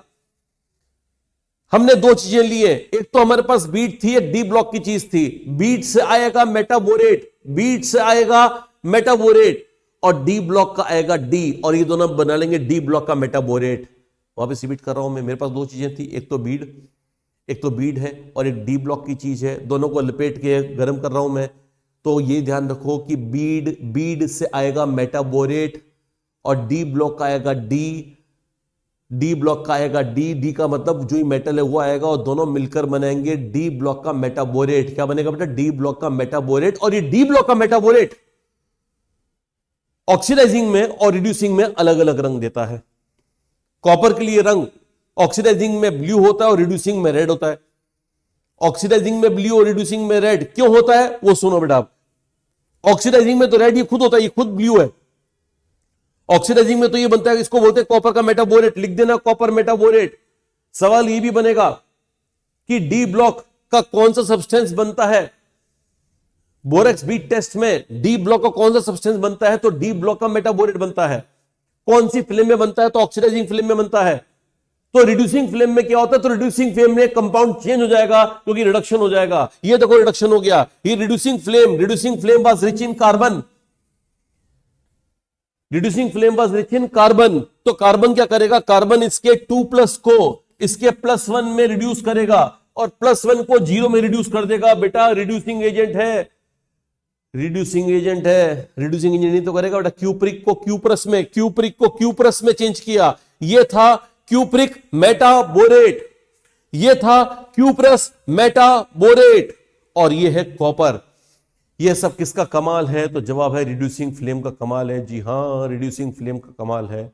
रिड्यूसिंग फ्लेम में क्या हुआ? तो रिड्यूसिंग फ्लेम में कॉपर पहले +1 में चेंज हुआ, +1 0 में चेंज हुआ, तो इसका रंग आ गया रेड। कॉपर का रंग होता है रेड, लेकिन ये रेड कब होगा? जब माहौल कौन सा होगा? तो माहौल भी रेड होगा। रेड मतलब रिड्यूसिंग, रिड्यूसिंग में रेड। तो ट्रिक बन गई यार, कॉपर रिड्यूसिंग में रेड, कॉपर रिड्यूसिंग में रेड, ऑक्सीडाइजिंग में ब्लू। वैसे इसका मैं ट्रिक बाद में बता दूंगा, अभी तो बस ऐसे याद कर लो। तो कुल मिलाकर ये टेस्ट है, इसमें सबसे इंपॉर्टेंट क्वेश्चन सवाल जो है वो है बोरेक्स बीट का फॉर्मूला। बोरेक्स बीट का फॉर्मूला है NaBO2 plus B2O3, sodium metaborate plus boric anhydride, पहला। दूसरा कि डी ब्लॉक का कौन सा चीज मेटाबोरेट क्या बोलते हैं बोरेक्स बीट टेस्ट में बनता है? तो आपको ध्यान रखना डी ब्लॉक का मेटाबोरेट बनता है। कॉपर के लिए होता है फॉर्मूला CuBO2 का होल ट्वाइस, और अगर रिड्यूसिंग फ्लेम है तो CuBO2 बन जाता है, यानी +1 में जाता है, और बाद में और रिड्यूस होकर कॉपर बन जाता है, ये जो कि रेड कलर का है ना, रेड कलर की फ्लेम दे देगा। तो रेड कलर दिखते ही हमको पता लग जाएगा, अगर रिड्यूसिंग में रेड आ रहा है मतलब समझ जाओ कॉपर है, रिड्यूसिंग में रेड आ रहा है समझ जाओ क्या है, कॉपर है। अब ये तो केमिस्ट्री हो गई बेटा। अब इसमें क्या चेंज करते रहेंगे? हमारे सिलेबस में कौन कौन है? हमारे सिलेबस में निकल है, तो यहाँ पर निकल रख के देखूंगा, राइट। हमारे सिलेबस में आयरन है, तो यहाँ पर आयरन रख के देखूंगा। पर आयरन की आपको एक बात याद है, लास्ट टर्म पे बताया था कि जो फेरिक होता है उसका रंग क्या होता है? फेरिक कौन सा रंग का होता है और फेरस कौन से रंग का होता है? मैंने ये एनायंस के टेस्ट के दौरान कराया था, तो मैंने इसका रंग बताया था येलो, और इसका रंग बताया था ग्रीन। इसकी जरूरत पड़ेगी वापस जरूरत पड़ेगी इसकी, फेरिक और फेरस की। डी ब्लॉक में हमारे सिलेबस में कौन कौन है? देखो बेटा, आज मैंने सिलेबस करवाया था ना आपको, यस। डी ब्लॉक में हमारे सिलेबस में कौन है? ये 4 हैं। 4 में से ये तो बीट टेस्ट देगा नहीं बेटा, तो ये 3 देंगे। बस इन 3 के बारे में याद होना चाहिए, इन 3 के बोरेक्स बीट टेस्ट याद होने चाहिए, राइट। तो हमारे को क्या करना है? अब हमारे को कॉपर का बोरेक्स बीट टेस्ट, निकल का बोरेक्स बीट टेस्ट, आयरन का बोरेक्स बीट टेस्ट। सबकी केमिस्ट्री एक जैसी है, सबकी केमिस्ट्री सेम है। जब सबकी केमिस्ट्री सेम है तो मैं सबकी केमिस्ट्री कराऊंगा ही नहीं, सबकी केमिस्ट्री नहीं कराऊंगा बेटा मैं, है ना। मैंने एक ही केमिस्ट्री करा दी है, अब मैंने रिजल्ट्स लिख कर लिया हूं, सारे रिजल्ट्स। देखो, oxidising flame hot, oxidising flame में अगर लगातार गर्म कर रहे हो तो उसको बोलते हैं हॉट, ठीक है ना। गर्म करते ही आपने उसका कलर देख लिया तो वो कोल्ड है। तो कोल्ड हॉट 2 है। मैंने कहा था बेटा कि आपको 2 ही इंपॉर्टेंट बात दी जाएंगी, एक तो कोल्ड होगा और एक ये भी कोल्ड होगा। बस आपको कोल्ड वाले कलर ही ध्यान रखने, हॉट वालों को आप हटा सकते हो। हॉट हटा, हॉट हटा, राइट। कोल्ड किससे स्टार्ट हो रहा है? सी, देखो सी, द सी, सिर्फ सी को देखो, सी मतलब ही होता है देखो, तो सी को देखो, एच हटाओ, हॉट हटाओ, ठीक है ना। तो इसका मतलब ये है कि हमें सी देखना है, एच को भी हटाना है। हॉट में से कोई नहीं पूछेगा, मेरी बात मानना। वो मैंने इसलिए लिख दिया क्योंकि क्या होता है कि कई बच्चों को काफी वो होता है कि अरे सर एक किताब में हमने देखा तो 4 टेबल बनी हुई थी, तो उनको ये नहीं लगे कि मुझको नहीं मालूम है कि टेबल में कितने ब्लॉक्स होते हैं, मुझको ये मालूम है कि हॉट कोल्ड करके 4 होते हैं। लेकिन मैं जानता हूँ बेटा क्वेश्चन हमेशा कहाँ से आएगा? कोल्ड से आएगा, कोल्ड से आएगा। वैसे आपको बता दूं, अगर चारों ब्लू हैं, अगर चारों ब्लू है, ऑक्सीडाइजिंग में दोनों ब्लू, रिड्यूसिंग में भी blue, blue blue blue blue blue, सब ब्लू। आज ब्लू है पानी मतलब ब्लू हो अगर तो वो कोबाल्ट है, अगर ब्लू है तो कोबाल्ट है, और ग्रीन है तो क्रोमियम है। ये 2 फिक्स होते हैं, सारे ब्लू तो कोबाल्ट, सारे ग्रीन तो क्रोमियम, राइट। कैसे पढ़ना है इस टेबल को समझ आ गया ना बेटा। कई बार क्या होता है, लोगों के सामने टेबल होती है, पढ़ना नहीं आता है कि पढ़ें कैसे। तो ये है, ये पूरे टेस्ट जो है ना, ये पूरे टेस्ट, ये पूरे टेस्ट जा रहे हैं कोबाल्ट के। कोबाल्ट ब्लू है, ब्लू है, ब्लू है, ब्लू है, हमेशा ब्लू है। क्रोमियम ग्रीन है, ग्रीन है, ग्रीन है, ग्रीन, हमेशा ग्रीन है, राइट। ऐसे मैंने हर किसी के लिख दिए। लेकिन हमें करने कितनों के इनमें से? हमें करने कितनों के? तो हमें करने हैं 3 के। 3 किस किस के?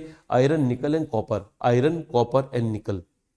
आयरन के लिए अभी बताया था बेटा, आयरन +3 अभी क्या लिखवाया था थोड़ी देर पहले, आयरन +3 क्या लिखवाया था? येलो, आयरन +3 येलो और +2 ग्रीन, ठीक है ना। अब आप खुद सोचो बेटा कि जब ऑक्सीडाइजिंग होगा तब इसमें आयरन का +3 डोमिनेट करेगा, आयरन +3 डोमिनेट करेगा, और रिड्यूसिंग होगा तब +2 डोमिनेट करेगा। बेटा हमेशा ध्यान रखो, जब ऑक्सीडाइजिंग फ्लेम आएगी तो आयरन को ऑक्सीडाइज करके +3 में ले जाएगी, रिडक्शन आएगी तो +2 में ले आएगी। तो ऑक्सीडाइजिंग में +3 का कलर और रिडक्शन में +2 का कलर याद रखना। +3 का कलर क्या होता है हमेशा, आयरन का +3 का रंग क्या था, येलो, तो ये येलो आ रहा है और ये ग्रीन आना चाहिए, ग्रीन आ रहा है। ये फेरस का रंग है, ये फेरिक का रंग है, याद है ना बेटा, राइट। और इसके अलावा ये तो आपको याद करने पड़ेंगे, ये क्या याद करने पड़ेंगे, तो ये वाला याद कर लो बेटा कि कॉपर ऑक्सीडाइजिंग फ्लेम में ब्लू रंग आता है, रिड्यूसिंग में रेड आता है, निकल का ऑक्सीडाइजिंग में रेड ब्राउन आता है, और इसमें रिड्यूसिंग में, ये रेड नहीं रिड्यूसिंग है, रिड्यूसिंग में ग्रे रंग आता है। 3 के याद कर लो। बिना ट्रिक के याद करोगे तो भी अच्छा है यार, हर बात के लिए ट्रिक बनाओगे तो फिर पता नहीं कितने सारी ट्रिक दिमाग में हो जाएंगी, उनको ही कैसे सॉल्व करोगे समझ में नहीं आता। फिर भी अगर आप बोलते हो नहीं सर ऐसे ट्रिक बताओ सर, तो ट्रिक देख लो बेटा। ट्रिक गए हम, अभी ठंड पड़ रही है ना, तो हमने थोड़ी कभी भूख लगती है, मुझको तो ऐसे लगती रहती है, और मेरे साथ तो एक खास बात मालूम है क्या है, खाना खाने के ठीक बाद भूख बहुत अच्छी लगती है, खाना खाने के ठीक बाद भी भूख लगती है मुझको, तो पता नहीं क्या सिस्टम बना रखा है ना। तो क्या होता है, कई बार हम बर्गर खाने चले जाते हैं, अब बर्गर को जब वो देता है ना, तो कई बार ऐसा होता है थोड़ा सा ज़्यादा हीट होने के कारण लाल होता है, तो हम अगर पूछते हैं उससे कि भैया ये बर्गर रेड क्यों है, तो पता चलता है कि रेड तो ऐसे ही है, वो तो उसका कलर है ना, वो ठंडा था तो भी रेड ही था, वो तो उसका कलर है, हम तो बेवकूफ़ बन जाते हैं, उसको रेड समझ के खा लेते हैं। उसी संबंधित ट्रिक है, और वो ट्रिक ये है कि बर्गर रेड क्यों है, बर्गर रेड क्यों है, बर्गर मतलब ब्लू, रेड मतलब रेड, क्यों मतलब कॉपर। अब मैंने जो बर्गर बोला है वो पहले बोला, और पहले मैं ऑक्सीडाइजिंग का बोल रहा हूं, तो ब्लू ऑक्सीडाइजिंग में हो गया, रेड मतलब रिड्यूसिंग में हो गया, क्यों है मतलब कॉपर के लिए टेस्ट है, राइट। बर्गर रेड क्यों है, तो ब्लू ऑक्सीडाइजिंग मतलब क्यों है मतलब कॉपर के लिए जो टेस्ट होगा वो ऑक्सीडाइजिंग में कौन सा कलर होगा, ब्लू, और रिड्यूसिंग में रेड हो गया। बर्गर रेड क्यों है, तो हमने जब अच्छी तरह देखा तो पता चला कि नहीं भैया यार, बर्गर तो गर्म ही नहीं है, बर्गर तो गर्म ही नहीं, रेड है लेकिन गर्म नहीं है, रेड है लेकिन गर्म नहीं है। तो फिर हमने बोला कि रेड बर्गर गर्म नहीं है, रेड बर्गर गर्म नहीं है। अब मैंने पहले क्या बोला, रेड बर्गर मतलब रेड ब्राउन, रेड ब्राउन कौन सा हो गया, ऑक्सीडाइजिंग वाला कलर हो गया। बाद में क्या बोला, गर्म नहीं है, गर्म मतलब ग्रे, गर्म मतलब ग्रीन मत बोल देना कहीं गड़बड़ हो जाएगी, ग्रे। तो रेड बर्गर क्या, जो ये वाला रेड ब्राउन कलर है ना वो, तो रेड बर्गर जो है वो गरम नहीं है, गरम यानी ग्रे, तो रेड बर्गर यानी रेड ब्राउन, और गरम यानी ग्रे नहीं है। अब इतना उटपटांग तरीका अगर आपको समझ में आता है तब ये ठीक है, नहीं तो डायरेक्टली अपने स्किल्स यूज करो, डायरेक्टली याद कर लो यार।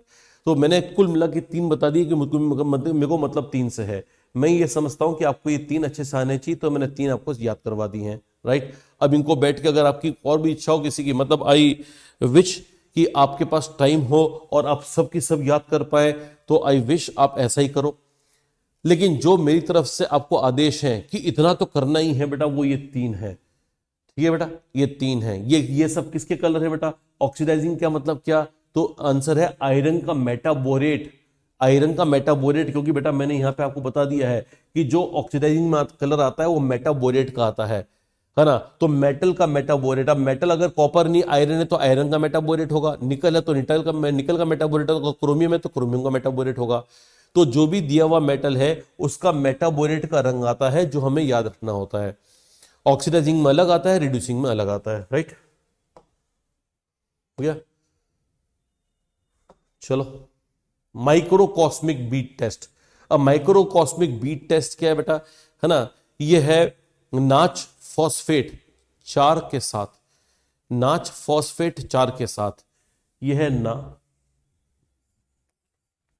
ए एच, ये है फॉस्फेट, फॉस्फेट 4 के साथ, ये 4 है ना 4, नाच एन मतलब सोडियम, एन मतलब Na से सोडियम, ए मतलब एमोनियम, एच मतलब हाइड्रोजन, फॉस्फेट तो है और 4 के साथ है, नाच फॉस्फेट 4 के साथ।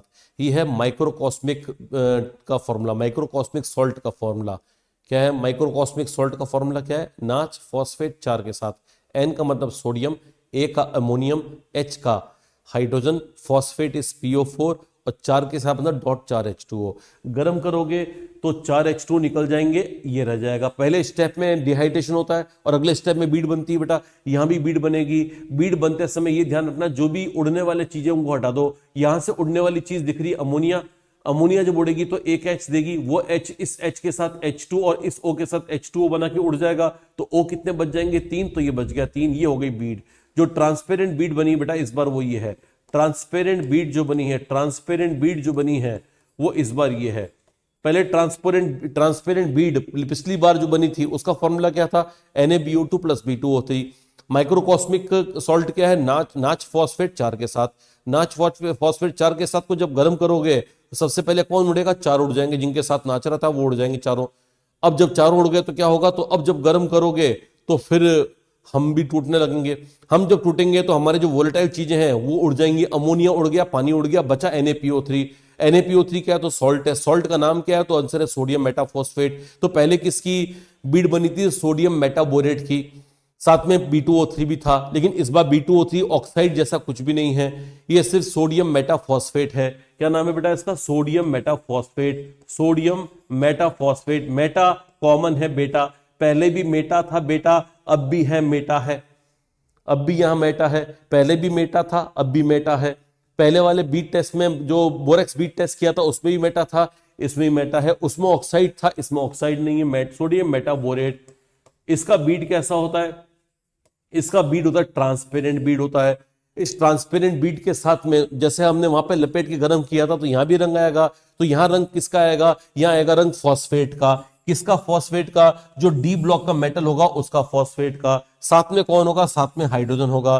तो इसका मतलब इस बार केमिस्ट्री में हल्का सा परिवर्तन है, रिजल्ट्स में नहीं है। रिजल्ट्स वही क्यों आएंगे, रिजल्ट्स में वही क्यों आएंगे, वही बर्गर गर्म करना है, वही लाल बर्गर वैसे जो हमने किया था पहले वैसे ही है। आयरन, मेरे को 3 मेटल से मतलब है, एक तो आयरन से मतलब है मुझको, एक मुझको मतलब है कॉपर से, एक मतलब है निकल से। अगर आपको याद हो गया तो बताओ बेटा फटाफट, आयरन ऑक्सीडाइजिंग फ्लेम में कौन सा रंग था, क्या सोचोगे, आयरन ऑक्सीडाइजिंग में फेरिक था, और फेरिक होता है येलो और फेरस होता है ग्रीन, है ना, दोनों निकल गए। फिर कॉपर, कॉपर ऑक्सीडाइजिंग में तो ब्लू था और रेड में रेड हुआ था, रिड्यूसिंग में रेड हुआ था, तो ब्लू और रेड है, ऑक्सीडाइजिंग में ब्लू और रिड्यूसिंग में रेड, राइट। और लास्ट में आया निकल का। निकल के लिए मैंने क्या बताया था, मैंने कहा था कि रेड बर्गर गरम नहीं है, रेड बर्गर मतलब रेड ब्राउन, रेड ब्राउन था ऑक्सीडाइजिंग में, ऑक्सीडाइजिंग में रेड ब्राउन था। फिर ग्रे, ग्रे मतलब गरम किस में था, रिड्यूसिंग में नहीं है मतलब निकल है, राइट। और अपने तरीके से याद कर सका हो तो अपने तरीके से याद कर लेना। मतलब कुल मिलाकर जो माइक्रोकॉस्मिक बीट टेस्ट है उसमें अगर यहां पर ये कॉपर दिख रहा है तब मैंने कौन सा रंग लिखा है बेटा, ब्लू लिखा है। ये ऑक्सीडाइजिंग फ्लेम में, अगर ये रिड्यूसिंग फ्लेम में ले जाएंगे तो रेड हो जाएगा। फिर अगर इसकी जगह मैं निकल लाऊंगा तो ऑक्सीडाइजिंग फ्लेम में रेड ब्राउन और रिड्यूसिंग फ्लेम में वो हो जाएगा ग्रे। उसकी जगह आयरन लाऊंगा तो ऑक्सीडाइजिंग में होगा येलो और रिड्यूसिंग हो जाएगा ग्रीन, राइट। तो माइक्रोकॉस्मिक बीट टेस्ट में क्या क्या अलग है, माइक्रोकॉस्मिक बीट टेस्ट में फॉर्मूला ऑफ द माइक्रोकॉस्मिक सॉल्ट अलग है। माइक्रोस्कोपिक सॉल्ट का फॉर्मूला बोलो बेटा, नाच फॉस्फेट 4 के साथ। गर्म करोगे तो नाच फॉस्फेट 4 के साथ में 4 उड़ जाएगा, नाच फॉस्फेट बच जाएगा। नाच फॉस्फेट को भी गर्म करोगे तो अमोनिया और पानी उड़ जाएगा और बचेगा NaPO3, इसका नाम है सोडियम मेटाफॉस्फेट। ये यहाँ की बीड है। माइक्रोकॉस्मिक बीड की बीड कौन है, NaPO3, तो नाम क्या है, सोडियम मेटाफॉस्फेट। नाम क्या है बेटा, सोडियम मेटाफॉस्फेट। और सोडियम मेटाफॉस्फेट को अगर हम डी ब्लॉक के सब्सटेंस के साथ गर्म करेंगे तो वही रंग आएंगे जो कि बोरेक्स बीट टेस्ट में आए थे। क्या क्या आए थे वो मैं बता चुका हूं। This is the complete chemistry of the microcosmic bead test, right. नाच फॉस्फेट 4 के साथ ओवर, गर्म करोगे तो 4 पहले उड़ेंगे, उसके बाद में अमोनिया और पानी उड़ेंगे और उसके बाद में टेस्ट हो जाएगा। टेस्ट के रिजल्ट्स बिल्कुल वैसे ही होंगे जैसे कि बोरेक्स बीट टेस्ट के थे। माइक्रोकॉस्मिक बीट टेस्ट और बोरेक्स बीट टेस्ट के जो रिजल्ट्स हैं वो एकदम एक जैसे होंगे, तो हमें उनके लिए कुछ ज़्यादा मेहनत करनी नहीं है, बस आगे बढ़ना है। आगे बढ़ते हैं, नेक्स्ट आता है बेटा आपका cobalt nitrate charcoal cavity test. है बहुत लंबा चौड़ा बेटा, ये बहुत लंबा चौड़ा है। एक बार तो ऐसे लगेगा पता नहीं क्या क्या करवा रहे हैं सर, ठीक है ना, लेकिन है बड़ा सिंपल, लास्ट में जाके बड़ा सिंपल हो जाता है। करते क्या है, चारकोल लेते हैं, चारकोल लिया हमने, चारकोल लिया भाई,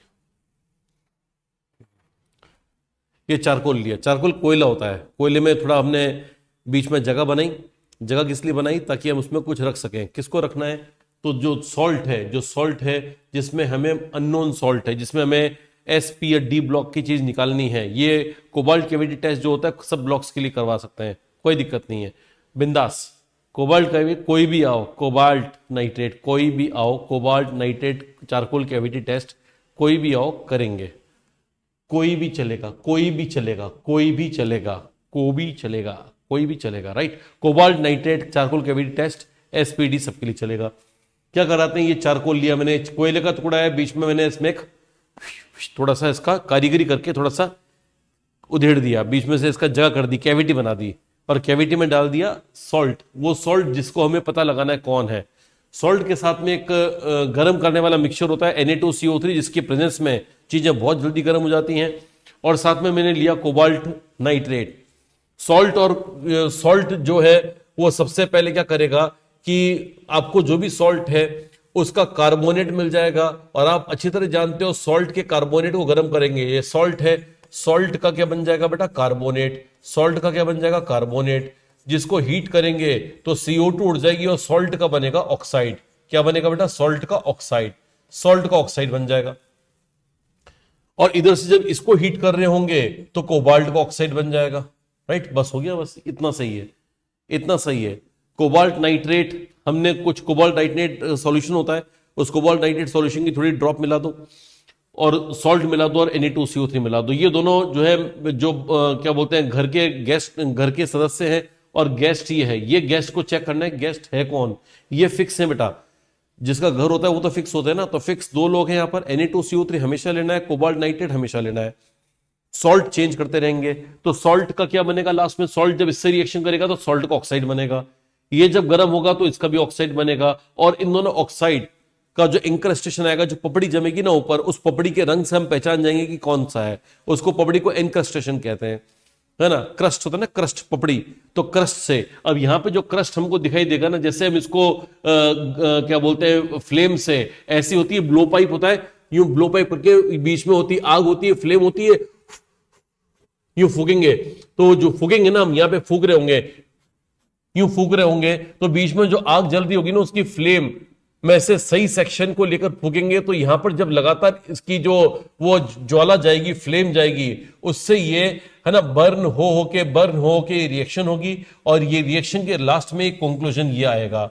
अगर बाय द वे बेटा कोबाल्ट को चेक नहीं कर रहे, कोबाल्ट तो हमारे घर का ही था, चेक हम इस मेहमान को कर रहे हैं, ये मेहमान यहाँ पे है, यहां पर ये मेहमान है, और यहां पर ये मेहमान है। आपको याद ये रखना है कि सर ने बताया कि अगर एल्यूमिनियम मेहमान है तो उसका ब्लू कलर आएगा, साइंटिस्ट के नाम पर बेस्ड उस नीले रंग को बोलते हैं थिनर्ड ब्लू, ध्यान रखना थिनर्ड ब्लू, देन से याद रखो, देन से, देन में कभी ट्रिक याद करवाओ, देन तो देनार्ड ब्लू, देनार्ड ब्लू, THENARD, थिनर्ड ब्लू बोलना है। अब थिनर्ड ब्लू जो है वो किसका प्रेजेंस है, Al2O3 का प्रेजेंस है, इसका मतलब सॉल्ट में एल्यूमिनियम है। अगर कैटायन एल्यूमिनियम है तो जो सॉल्ट बनेगा लास्ट में वो ब्लू रंग का आएगा, यानी यहां पे हम फूकने के बाद फूक फूक फूक ऐसा फूकेंगे बार बार, तो हमें यहां पर नीली पपड़ी जमी भी दिखाई देगी, उस नीली पपड़ी का नाम है थिनर्ड ब्लू। और अगर हमें ग्रीन पपड़ी दिखाई दे रही है तो उस पपड़ी का नाम है रिनमैन्स ग्रीन। क्या नाम है, रिनमैन्स ग्रीन, रिनमैन्स ग्रीन। बेटा मैंने भी याद किया, आपको भी याद करना पड़ेगा, रिनमैन्स ग्रीन, ये किसकी पपड़ी है, जिंक की पपड़ी है। अगर जिंक ऑक्साइड की पपड़ी है, अगर जिंक ऑक्साइड का एनक्रस्टेशन है, एनक्रस्टेशन ENCRUSTATION, एनक्रस्टेशन यानी पपड़ी यानी स्किन, ठीक है ना।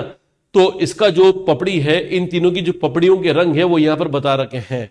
तो जो एल्यूमिनियम की पपड़ी है वो थिनर्ड ब्लू कहलाती है, जो जिंक की पपड़ी है मतलब जिंक ऑक्साइड .COO की पपड़ी है वो कहलाता है रिनमैन्स ग्रीन, और मैग्नीशियम ऑक्साइड .COO की जो पपड़ी है उसका नाम है पिंक रेजिड्यू। रवा सही है ना बेटा। तो ये पपड़ियों के रंग याद करने हैं आपको। तो अगर एग्जाम में क्वेश्चन आएगा तो कैसे आएगा कि बताओ, ऐसे पूछेंगे कि बताओ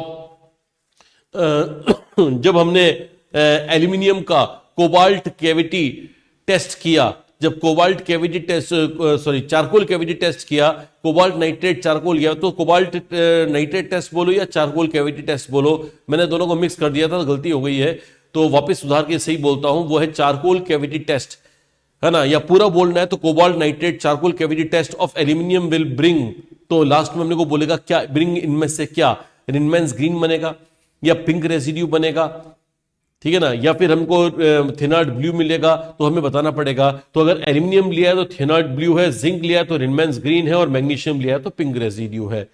अगर आपको याद करने के लिए ट्रिक चाहिए अपना खुद का बना लो, फिर भी आप बोलते हो नहीं सर आप बनी बनाई दे दो, तो मैंने बना लिया है कि जनाबे अली मांगे। जनाबे अली जो है ना वो बड़े जबरदस्त लोग हैं। जनाबे अली मांगता है कि भैया मुझको सबसे पहले क्या चाहिए, ग्रीन टी। हम आए तो हमारा स्वागत ग्रीन टी से किया जाए, उसको बोलते हैं। फिर ग्रीन टी के बाद में क्या, ग्रीन टी के बाद में बोलता है अब हमें, है ना, अब हमें पिंक रेजिडेंस दिया जाए, पिंक रेजिडेंस। मतलब देखो आप जनाब अली के ख्यालात देखो, पहले ग्रीन टी को, ग्रीन टी सीधा रेजिडेंस पर आ गया, रेजिडेंस चाहिए हमारे को, घर चाहिए। जनाब अली मांगे green tea, then residence, pink residence. Residence भी कलर फिक्स है भाई सबका, पिंक, पिंक कलर का रेजिडेंस चाहिए। तो क्या याद करोगे, जिंक, एल्यूमिनियम और मैग्नीशियम। जनाब अली मांगे ग्रीन टी, ग्रीन टी तो टी तो छोड़ो, ग्रीन है मेनली, तो जिंक वाला जो कोबाल्ट टेस्ट होगा, कोबाल्ट नाइट्रेट का जो कैविटी टेस्ट होगा, चारकोल कैविटी टेस्ट, वो जिंक के लिए अगर हो रहा है तो ग्रीन रंग आएगा, और उसका पूरा नाम रिनमैन ग्रीन होता है। ग्रीन का पूरा नाम रिनमैन ग्रीन होता है, ग्रीन का पूरा नाम रिनमैन ग्रीन होता है। एल्यूमिनियम का आएगा थिनार्ड ब्लू, तो उसको देन से याद करो, ग्रीन देन, पहले ग्रीन टी मांगी, फिर मांगा उसने बंगला गाड़ी वगैरह जो ही मांगा कि पिंक रेजिडेंस दे देना, तो देन। और पिंक रेजिडेंस का ट्रिक है पिंक रेजिड्यू, पिंक रेजिडेंस का मतलब पिंक रेजिड्यू। तो जो मांगे मतलब जो नीचे सबसे लास्ट में आया कि जनाबे अली मांगे, जनाबे मतलब जिंक, अली मतलब एल्यूमिनियम, मांगे मतलब मैग्नीशियम। क्या मांगे, फिर हमको याद करना है क्या क्या, पहले क्या मांगा था, ग्रीन, ग्रीन मतलब रिनमैन ग्रीन, देन मतलब थिनार्ड ब्लू, और पिंक रेजिडेंस मतलब पिंक रेजिड्यू। अब ऐसे याद कर लो या खुद का कोई तरीका बना लो यार। मैंने ऐसे ही हाल फिलहाल अभी जस्ट 2 मिनट पहले मैंने सोच के मैंने कहा चलो लो कुछ ना कुछ पकड़ा दो ताकि याद होने में आसानी हो जाएगी, राइट। तो वी आर नॉट डन, अब इसको बंद करो। बंद बंद बंद बंद मतलब बंद बंद करो, और मेरी बात सुन लेना पहले, ऐसे नहीं कि पहले बंद कर दिया। तो क्या करो कि जो मैंने अभी तक पढ़ा है, मैं वेट टेस्ट नेक्स्ट टर्न पे लूंगा, क्योंकि मैं चाहता हूं कि एक बार मैं ड्राई टेस्ट हो जाए, एक बार मैं वेट टेस्ट हो जाए। तो आज मैंने ड्राई टेस्ट पूरे करवा दी, मैं कोशिश करूंगा कि नेक्स्ट 2 लेक्चर में मैं वेट टेस्ट भी पूरे करवा दूं, ठीक है ना। आज आपको जैसे कि मैंने कहा आपको एक क्वेश्चन की शीट तो मिली जाएगी जो कि एनायंस के सारे होगी। अब कैटायन स्टार्ट कर दिए, आज भी कैटायंस के कुछ सवाल लेकर आया हूं मैं। अभी सवाल करने का समय है, लेकिन पहले आप इसको याद कर लो। अभी तक जो मैंने टेस्ट बताया, कौन कौन से टेस्ट बताया बेटा, माइक्रोकॉस्मिक बीट टेस्ट बताया, इसके अलावा मैंने आपको उसके पहले बोरेक्स बीट टेस्ट बताया था, उसके पहले फ्लेम टेस्ट बताया था, और लास्ट में चारकोल कैविटी टेस्ट बताया। ये 4 टेस्ट है, 4 टेस्ट की कंक्लूजन खास तौर पे जो जो हमारे सिलेबस में वो चीजें याद कर लो, अभी आने वाली है वो चीजें, ठीक है ना। अब अगर आप बंद करते हो तो बंद कर दो, बंद कर दो, जाओ। और अब मैं 2 मिनट बाद में, मतलब अभी तो मैं तो खैर अभी हाथों हाथ ही स्टार्ट कर दूंगा, लेकिन आप थोड़े 10-15 मिनट का ब्रेक लो। 10 मिनट 15 मिनट के ब्रेक में कोशिश कर लो फटाफट रिवीजन की। और बेटा ये क्लास लेते लेते फिर जो रिवाइज करते हैं ना, वो सबसे बेस्ट तरीका होता है। इसको अदर जुल में मत छोड़ना, कल करेंगे परसों करेंगे, नो, अभी के अभी करो। और देखो फिर क्या है, देखते हैं अब। Flame test is not given by, flame test बोले तो एस ब्लॉक, फ्लेम टेस्ट बोले तो एस ब्लॉक। तो अब एस ब्लॉक जो है वो फ्लेम टेस्ट देते हैं। तो इनमें से फ्लेम एस ब्लॉक का कौन नहीं है, तो सारी एस ब्लॉक के हैं, मैग्नीशियम, लिथियम, पोटेशियम, कैल्शियम, सभी एस ब्लॉक के हैं, सभी देंगे। ये बोल रहे हैं नॉट गिवन बाय, तो मैंने कहा था बेटा एस ब्लॉक में भी दो एक्सेप्शन से, बेरिलियम मैग्नीशियम की आईपी हाई होती है इसलिए नहीं देंगे। तो जवाब हो गया ये नहीं देगा, राइट। चलो आगे बढ़ते हैं नेक्स्ट क्वेश्चन की ओर। माइक्रोकॉस्मिक सॉल्ट इज, माइक्रोकॉस्मिक सॉल्ट क्या था, नाच फॉस्फेट 4 के साथ, नाच एन यानी कि सोडियम, ए मतलब अमोनियम, एच मतलब हाइड्रोजन, फॉस्फेट यानी फॉस्फेट, 4 के साथ मतलब 4 पानी के मॉलिक्यूल। तो 4 पानी के मॉलिक्यूल यहां पर है, तो मुझको तो लगता है यही आंसर है। एग्जाम में फिर भी भरोसा मत करना, और भी हो सकते थे, 4 मैंने कहीं और नहीं रखे हैं, लेकिन अगर यहां है तो ये एन, ये ए है, ये एच है, नाच फॉस्फेट 4 के साथ, नाच फॉस्फेट 4 के साथ हो गया माइक्रोकॉस्मिक बीट। माइक्रोकॉस्मिक सॉल्ट का फॉर्मूला हुआ, माइक्रोकॉस्मिक बीट का नियम, सॉरी, माइक्रोकॉस्मिक सॉल्ट का फॉर्मूला हुआ, जिसको हम फॉस्फेट बीट टेस्ट भी कहते हैं, है ना, वो ये वाला है। तो ये सॉल्ट माइक्रोकॉस्मिक सॉल्ट ये वाला हो गया, right. Thenard blue is, Thenard blue is क्या याद किया था, जनाबे अली मांगे, मांगे और क्या मांगे, green tea, green tea, then उसके बाद में क्या मांगता है, उसके बाद में मांगता है पिंक रेजिडेंस, है ना, पिंक रेजिडेंस, पिंक रेजिडेंस। तो ये थेनार्ड ब्लू तो एल्यूमिनियम का कलर है, थेनार्ड ब्लू एल्यूमिनियम का होना चाहिए, तो एल्यूमिनियम का होना चाहिए, तो एल्यूमिनियम वाला आंसर है। तो बड़ा ये फिक्स है, ये तो घर वाला है, ये तो घर वाला है ना, ये तो घर वाला था। कोबाल्ट तो मैंने पहले से लिया ही था। मेहमान ये है, तो ये घर और मेहमान वाले का मिक्स होकर जो रंग आता है ना, पपड़ी जो का जो रंग आता है वो ये वाला होता है थेनार्ड ब्लू। थेनार्ड ब्लू मतलब एल्यूमिनियम प्रेजेंट, थेनार्ड ब्लू मतलब एल्यूमिनियम प्रेजेंट। हो गया बेटा, इतना सिंपल सिंपल क्वेश्चन है। अरे यार कोई आज का कोई लेक्चर ही नहीं है यार। चलो ये तो हो गया था। Colour of borax bead test of Fe in oxidising flame. Iron का ऑक्सीडाइजिंग फ्लेम में, आयरन का मैंने आपको याद करवाया था, आयरन का +3 का कलर याद रखना बेटा, येलो होता है, और +2 का ग्रीन होता है, +2 का ग्रीन होता है, ठीक है ना। मैंने आपको ऐसे याद करवाया था कि जब बोरेक्स बीट टेस्ट करते हैं तो ऑक्सीडाइजिंग फ्लेम में ये बनता है और रिड्यूसिंग फ्लेम में ये बनेगा, तो ऑक्सीडाइजिंग फ्लेम में कलर आएगा येलो और रिड्यूसिंग फ्लेम में कलर आएगा ग्रीन। तो ये बोल रहा है ऑक्सीडाइजिंग फ्लेम तो येलो होना चाहिए, तो आंसर होना चाहिए सेकंड येलो। राइट, मजा आया। चलो, in microcosmic bead test colour in oxidising flame and reducing flame are respectively blue and red for. अब इसने उल्टा पूछ लिया, तगड़ा पूछ लिया। ब्लू एंड रेड फॉर, ये ब्लू एंड रेड फॉर किसका होता है, एक एक करके याद करें। जिंक का तो कलर नहीं होता, जिंक तो देता ही नहीं है टेस्ट, ठीक है। कोबाल्ट का तो हमेशा ब्लू रहता है, मैंने कहा था कोबाल्ट में ब्लू ब्लू ब्लू ब्लू हमेशा ब्लू रहता है, राइट। कॉपर के लिए मैंने कहा था कि अगर जब ऑक्सीडाइजिंग फ्लेम होती है तब ये ब्लू होता है ना, और रिडक्शन फ्लेम होती है तब ये रेड होता है, ये रेड होता है। आयरन के लिए ऑक्सीडेशन के अंदर तो ये येलो होता है और रिडक्शन फ्लेम के अंदर ये ग्रीन होता है। हमें बोला है कौन सा कलर बोला है, blue and red. Blue and red मतलब कॉपर है, तो answer is copper, second, right.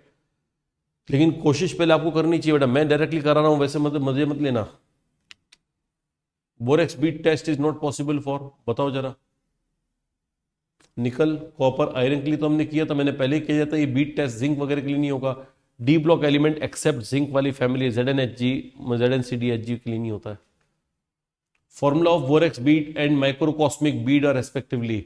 Borax bead का फॉर्मूला याद है, NaBO2 + B2O3। NaBO2 + B2O3 दो में है तो दो हो सकते हैं। माइक्रोकॉस्मिक का फॉर्मूला था NaPO3, सोडियम मेटाफॉस्फेट, सोडियम मेटाफॉस्फेट है ना, NaPO3। तो NaPO3 यहां पर है, यहां पर है, यहां पर है, ये आंसर सही है, ठीक है ना। ऐसे ही क्वेश्चन आएंगे। ये क्वेश्चन हाईएस्ट लेवल के हैं बेटा, मैं फिर बताऊं हाईएस्ट लेवल है ये, है ना। अपने कोई साथी कोई JEE का एग्जाम दे रहे हो ना, तो उनको भी दे देना, उनको ही भला हो जाएगा। मतलब ये क्वेश्चन तो मतलब अगर आते हैं तो वो ऑलमोस्ट JEE मेंस एडवांस्ड इनमें सब ऐसे ही क्वेश्चन हैं, कोई खास बात नहीं है।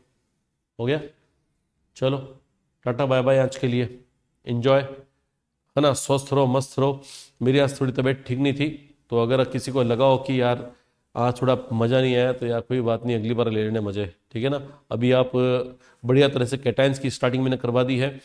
आज अगर तबीयत थोड़ी ठीक होती तो मैं थोड़ा आज वेट टेस्ट भी स्टार्ट करवा देता, बट कोई बात नहीं यार, मज़े करो आराम से। कैटाइंस का टेस्ट है, 2 लेक्चर और लूँगा तो कैटाइंस के सारे वेट टेस्ट भी करवा दूंगा, ठीक है ना। बस वेट टेस्ट अब आप घर पे ये कोशिश करो, एनाइन को रिवाइज करते रहना, रोज के 5-10 मिनट सफिशिएंट है, ठीक है ना। एग्जाम तक कोई भी दिन ऐसा नहीं जाए कि सॉल्ट एनालिसिस को हमने 5 मिनट भी नहीं दिए।